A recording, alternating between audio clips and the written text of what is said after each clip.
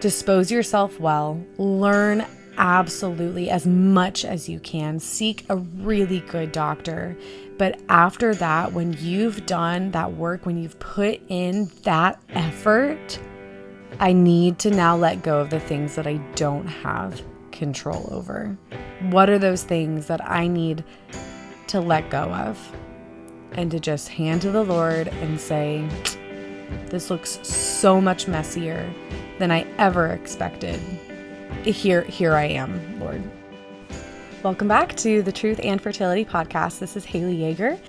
And today I wanted to share with you something that has been in my head and on my heart and in my prayers for maybe a few months now. And it's just something that I've been reflecting on. And I really think the Lord is kind of trying to teach me in this special, very temporary season of my life. For those of you that are new here, I am a young mom of 3 little kids.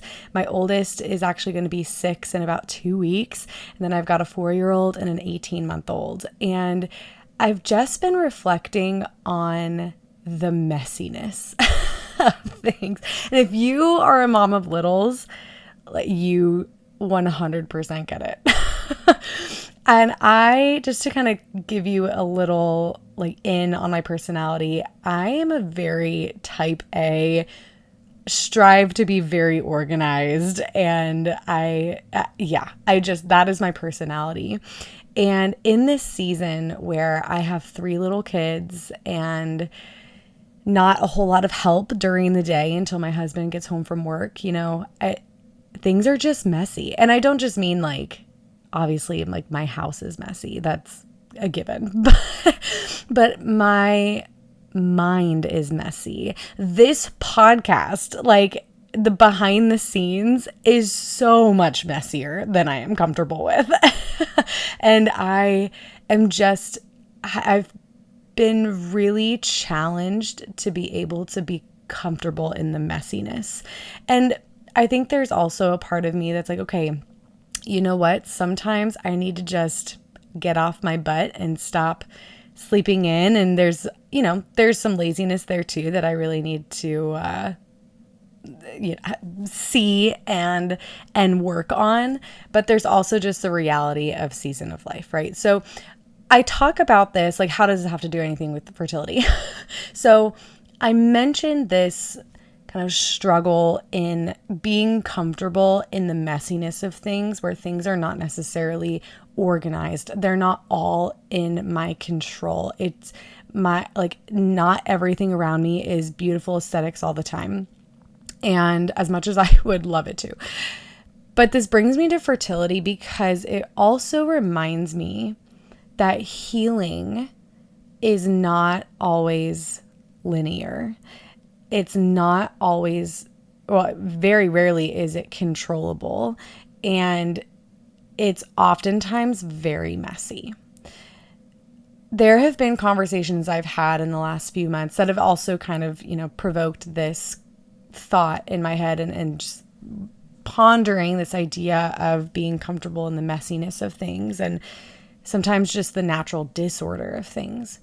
And I've had conversations with women that have said, I've been on this track of NAPRO technology. I've had surgery after surgery after surgery, and I'm still on this journey to try to achieve my first pregnancy.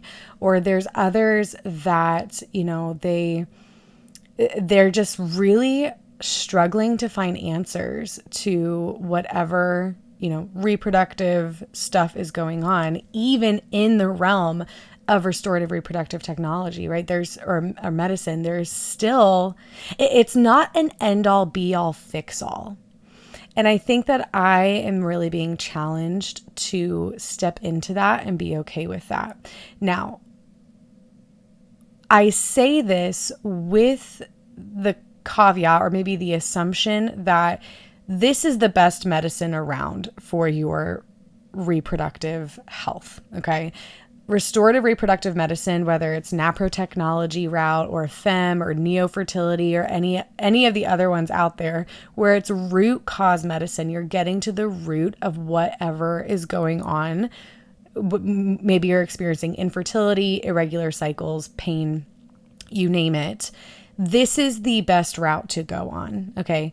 It is, listen to any other podcast and if you want a further explanation of that, but this is the best, most prudent, most healthy, most common sense, honestly, route to go down. But it's not always going to fix all of your problems. Or maybe a better way to say that is it's not always going to be healing your body, like whatever you're doing with your practitioner or doctor that you're working with. It's not always going to be this beautiful linear healing. Healing can look so messy. It can most likely not be in the timeline that you imagined.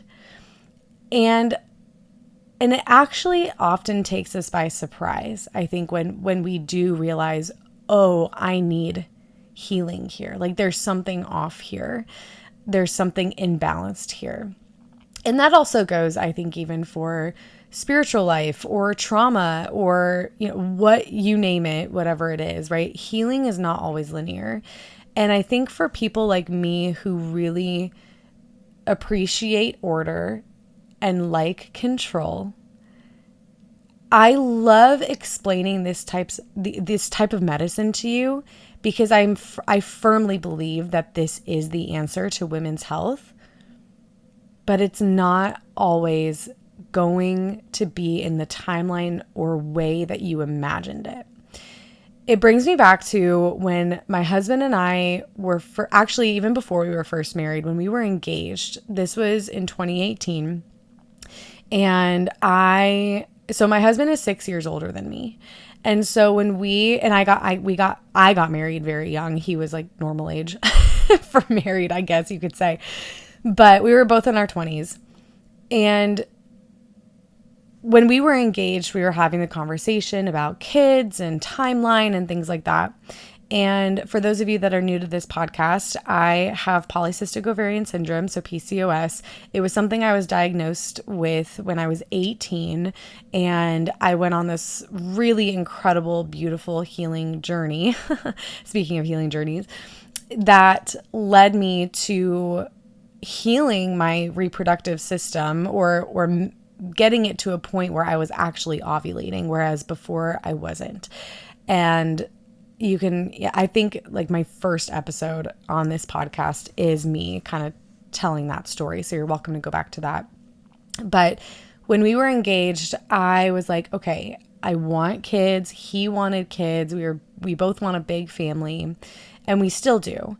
But I kind of wanted to wait, about 6 months or so just to kind of get situated in marriage and living together and just kind of figuring that out. But it was really beautiful on our wedding day. As I was walking down the aisle, I had this complete change of heart just seeing my husband at the end of the aisle in the church that we got married in. I just had this immediate change of heart, and I was just like, I want kids now. I want them now. And I really truly believe that was a grace from God because of the fact that love cannot exist in and of itself. Like love in its essence is fruitful. And so the most biological way that looks like is children, right? Like the love of a husband and wife create children. And you can think of it like, if you're thinking of it in Christian terms, right? We have a God who is Trinitarian in the Father, Son, and the Holy Spirit. Why? Because love cannot be just contained. It is shared. It is brought with fruit, right? It can't be in and of itself. Anyhow, I also have a background in theology, guys, so I can I geek out about that stuff. But anyhow, reeling it back in, I had this immediate change of heart of like, I want children now. And I had gone through, a few years of healing my reproductive system, managing my PCOS, particularly with diet, and getting really, really on board with just creating a healthy lifestyle for myself so that I could be as healthy as possible and that I could, get my body prepared for pregnancy in the future. And so I was, our wedding comes along and I'm like, okay, let's do this. and the first cycle comes and goes and I don't get pregnant. I'm like, okay, that's interesting. And at this point in time too, my husband and I learned natural family planning in like our marriage preparation classes, but I was actually already an instructor at the time. I was teaching the symptothermal method, and I was like, my passion for this stuff, like natural family planning, was totally expanding. And my chart was like the holy grail. Like I was so meticulous with that thing. I was checking my mucus all the time. I was taking my temperature every morning. I was checking my cervix every night. I was so meticulous with it because, and not to say that that's not a bad thing. Like it's of course good to have 100% observations and making sure that your chart is as accurate as possible, obviously, right? But for me, it turned into my control, because not being able to get pregnant. Now, I'm not saying we had like a story of infertility by any means. We ended up getting pregnant with my firstborn son about 7 months into our marriage, but it did take 7 months, right? And when you're in the middle of that, no matter how long that journey is of waiting for that first baby or waiting for a baby at all, again, I'm not speaking into, I know women really do have stories of infertility that's a very hard suffering. I'm not at all comparing myself to that. But when you're in the middle of just waiting around for it to happen, you don't know when it's going to happen. It totally, completely sucks. And it's completely out of your control. So for me, my chart was my control. Like, that was something that was in my control. I could make sure it was meticulously done, 100% everything. I was all in on it. So the first cycle comes and goes and no baby. I'm like, okay. Second cycle comes and goes, no baby. Okay. And it just, especially in my brain where I want that control, I want it in my timeline. It was just a shock to me that it didn't happen right away. And so third cycle actually comes. And for me with PCOS, I'm not here saying like my PCOS is cured by any means. I got to a point where it was managed and where I was actually ovulating, praise be to God, but I was still having really long cycles. So like my norm is around 60 days still for like beginning of a period till the day before my next period. And so it was actually a huge blessing that I was charting, because I actually at least knew when I was ovulating, since it came at such irregular times. But so in all reality, it took 3 cycles, but because my cycles are longer, that was about 6 or 7 months, right? But my chart became my control. And I remember we were seeing an OBGYN at the time that was he wasn't trained in like naprotechnology or anything like that, but he was very familiar with those types of things. He knew how to read a chart. So I would bring in my chart to him every time, and he knew I had PCOS. And so we were kind of working together and figuring out, what was going on there.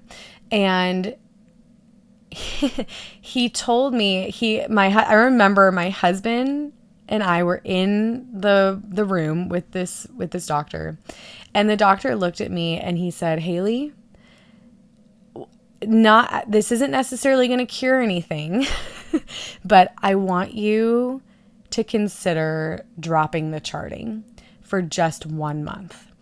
And I looked at that man like he was absolutely crazy. I'm like, are you nuts? Like, this is, how will I know when I'm ovulating? Like, how? I just remember thinking, I completely wrote him off. I'm just like this, and he's a good doctor. He actually delivered 2 out of the 3 of my children, but I totally wrote him off because I'm like, this is so dumb. Why would you want me to put down something that is my data that I am giving to you? Isn't this gold to you? And I remember looking at my husband thinking like, he's crazy, right? And my husband just gave me this look of like, please, for the love of all that's good and holy, like, can we put the chart down? So we got in the car, and I was so reluctant. I was so reluctant, which honestly, looking back at it, I'm like, why? Just being outside of that, now I'm like, oh my word, like that was not a rational response to that situation, but it was because what that meant for me to drop the chart was dropping my control over the situation, as if I had any. But the one thing I had control over, I was challenged to drop just temporarily. He even said, he was like, just for a month. So we got in the car, and I looked at my husband, and I'm like, okay, you know what? I get that I've been a little maybe overboard with this. And so 2 weeks, I'll give you 2 weeks. You guys, guess what happened in those 2 weeks? We got pregnant with my son, who is now almost 6.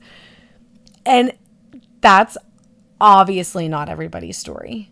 But for me, just the small opening of my heart to put down that control and say, in all honesty, like, okay, Lord, I'm handing over the control for 2 weeks, mind you. It wasn't like this big, holy, saintly thing of like, oh, I'm just going to give up all control. I'm like, no, I'll give you 2 weeks.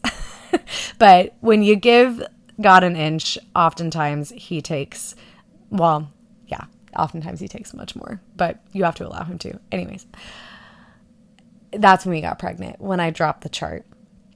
And it just really shows how much our wanting control over something can affect our bodies even. Like, there's a possibility, and I'm sure that this is what was happening, is that even by clinging to that chart and clinging to that control, I was putting my body under a lot of stress that I didn't even realize that I was doing. And I was definitely putting my headspace in a lot of stress. And so by just letting it go, as difficult as that was, that's what did it for me. And it was just that letting go. So I tell that story with a grain of salt, obviously, because there are some of you that are listening that are like, no, I'm actually getting a NAPRO surgery in like a month and I really need this data. Yeah, it probably wouldn't be great for you to drop your chart right now. So this isn't for everybody in any season of life, right? But it just shows that healing does not always happen in the timeline that you want or in the way that you want. And I think the invitation there is to step into that and make ourselves as comfortable as we can in the messiness of it, right? Now, there's definitely like setting yourself up for success, right? We shouldn't just say, oh, okay, I'm not going to do anything moving forward about this, right? That would be dumb, right? God gave us a brain. He expects us to use it. We do need to move forward with seeking out healing, seeking out good doctors that know how to read our chart and know how to help us, right?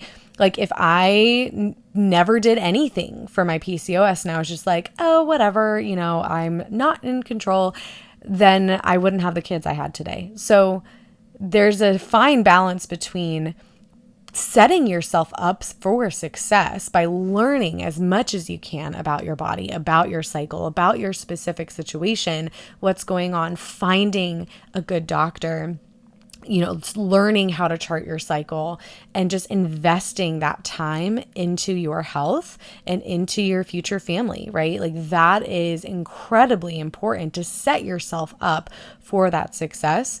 But when it gets to a point where it's when we want the control over it, because you guys, we can set ourselves up, we can dispose ourselves well, but we never truly have control over it. It's never truly in our control. And that's where we really need to allow the Lord to step in there and know that He's the one in that control. And that answer sucks. And I get that. That answer really stinks because it's forcing you to realize that you don't have that control over your story. But you can absolutely dispose yourself the best way that you can. And also, when you're entering into that suffering of letting go of that control, no matter what your story is looking like currently or has looked like in the past, maybe you are on this really, really long journey of surgery after surgery after surgery, and nothing seems to be the right answer.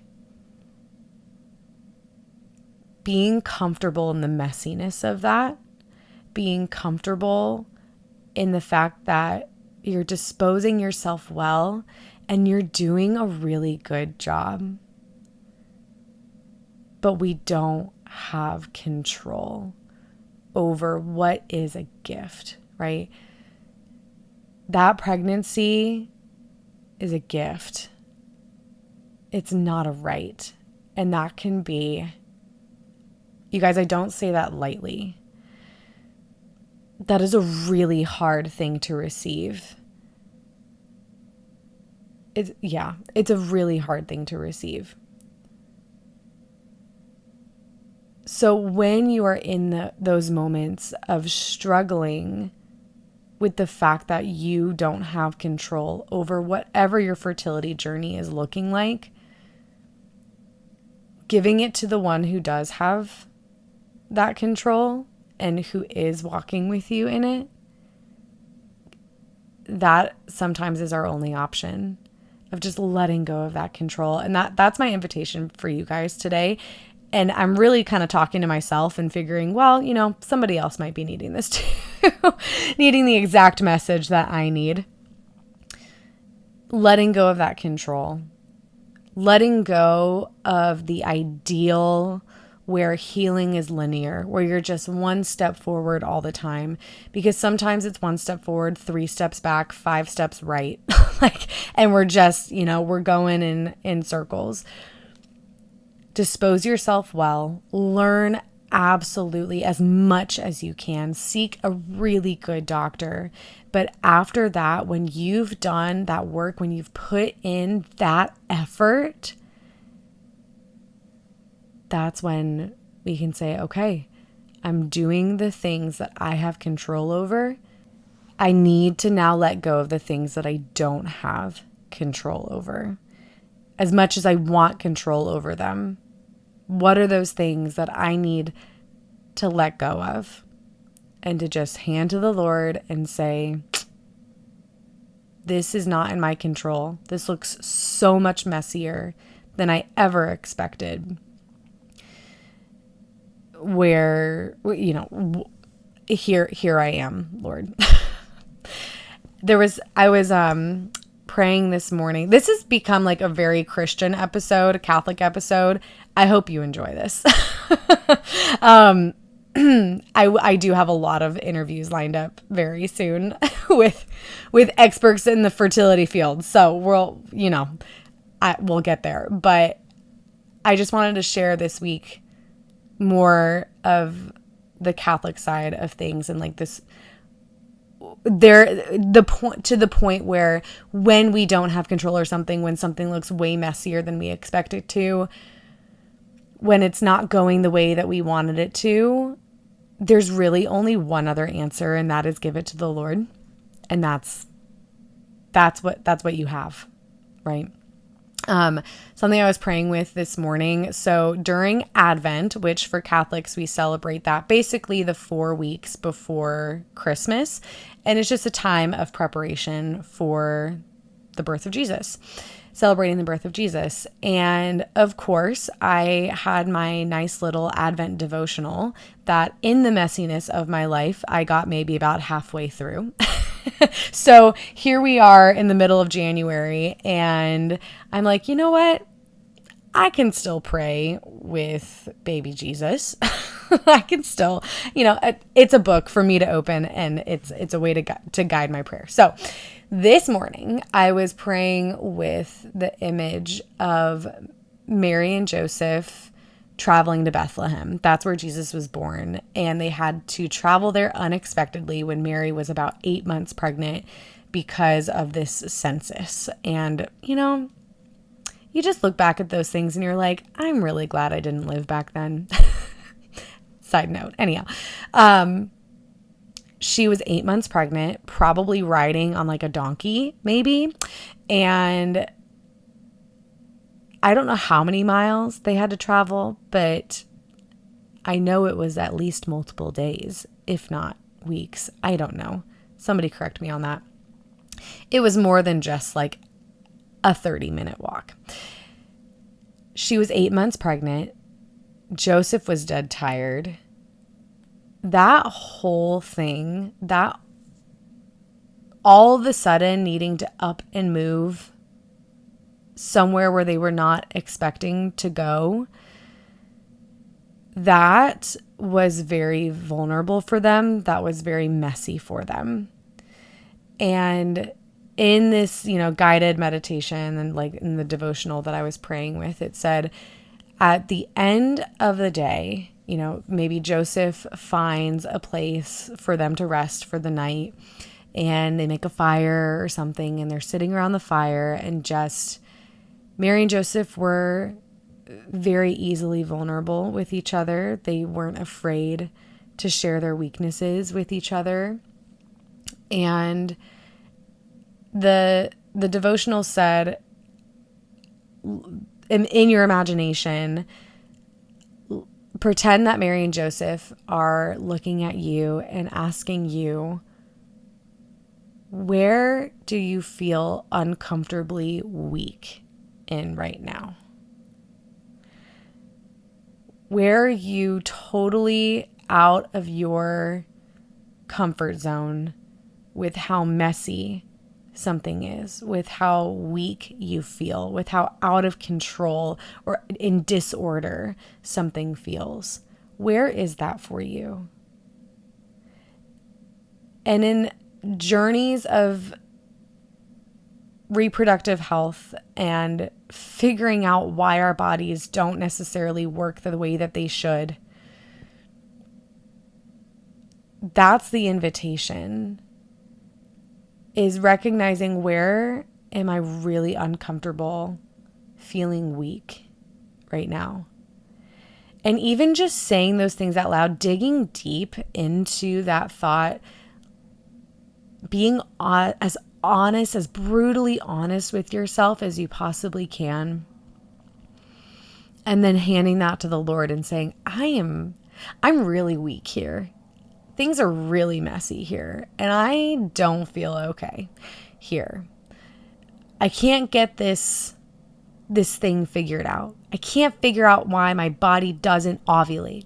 I can't figure out why I'm bleeding all the time. I can't figure out why I can't get pregnant. I can't figure out why, you name it. And it's messy, and I feel weak, and I don't feel adequate, and it just feels yucky that I can't figure it out. Where is that? Name it. Even just naming it can be really healing.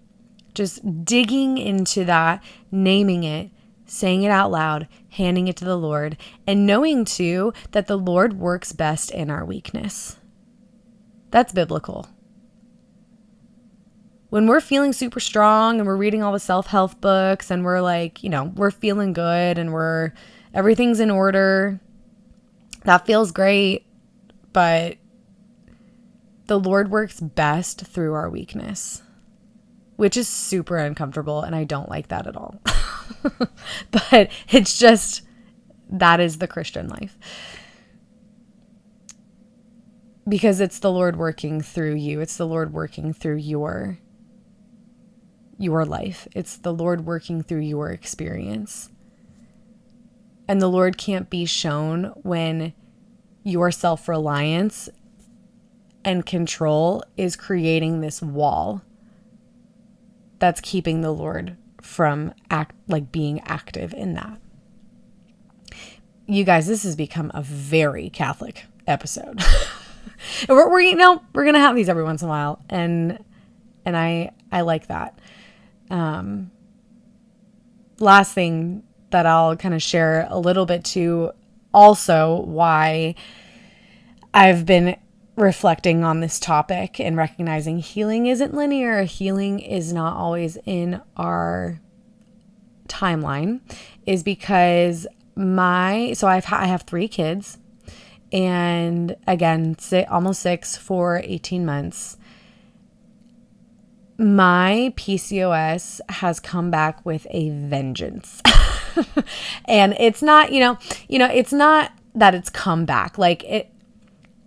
PCOS, at least for me, the way that my healing has looked is that I've been able to manage it well, just with diet and exercise and, just lifestyle changes. But I have been pregnant 3 times, and I've nursed all 3 of those kids for about a year. And your body changes with every pregnancy, with every nursing, with every, there's a lot of changes that have happened in my body since I started my journey of healing my PCOS. I tell this to you because I want you to feel more normal with whatever situation you're going through right now with your fertility and whatever it is.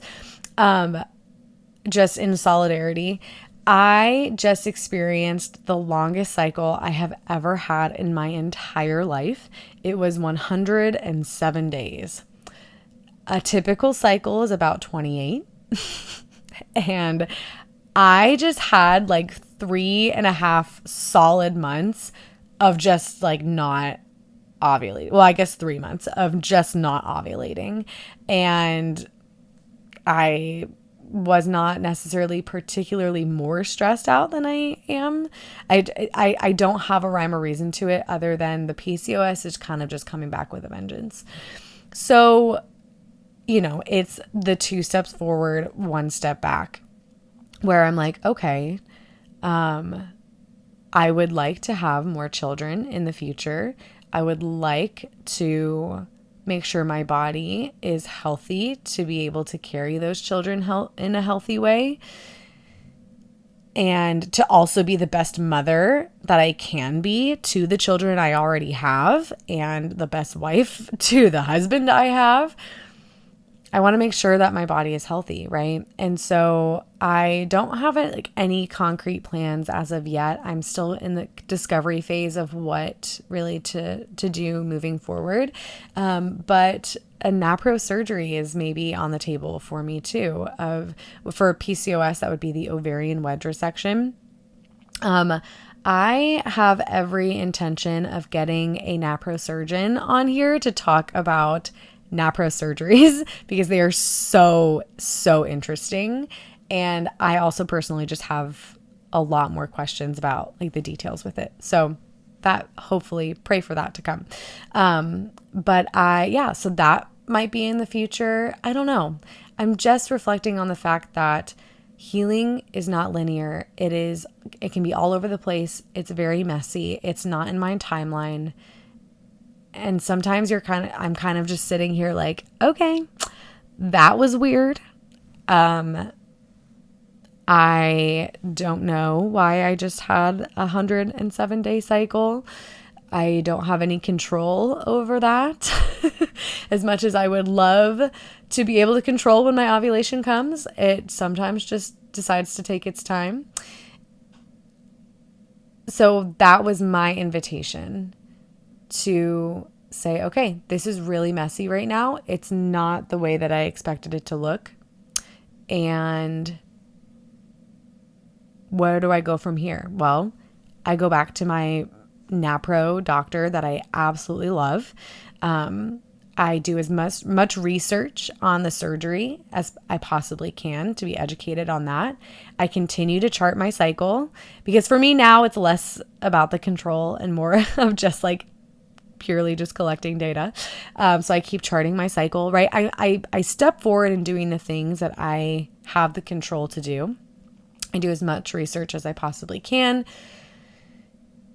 Try to get back into creating a better habit of eating healthy, all of that, and doing the best that I can. But again, this whole episode is just to say that when you've done all the things that are in your control, but it's still not looking the way you wanted to, or you're not maybe getting the results that you expected. Again, it's not happening in your timeline. The only thing that I know that is left to do is to let go of the things you don't actually have control over, give them to the Lord and say, okay, here we are. Here we are. It's super messy. I'm going to put my best foot forward in the things that I can do. But Jesus, now it's your turn. That's more or less how I talk to the Lord, by the way. It's a very interesting relationship. Just allowing him to show up there in that hurt, in that suffering, in that messiness, and letting him love you in there. And expressing frustration, expressing your discomfort, expressing all of that. Don't hold back. But then ultimately sitting in the messiness and knowing it's okay and that you are loved and you're doing the best that you can. And we'll see what the future holds. That's what I have for you guys today. This was a very Catholic episode. I hope you enjoyed it.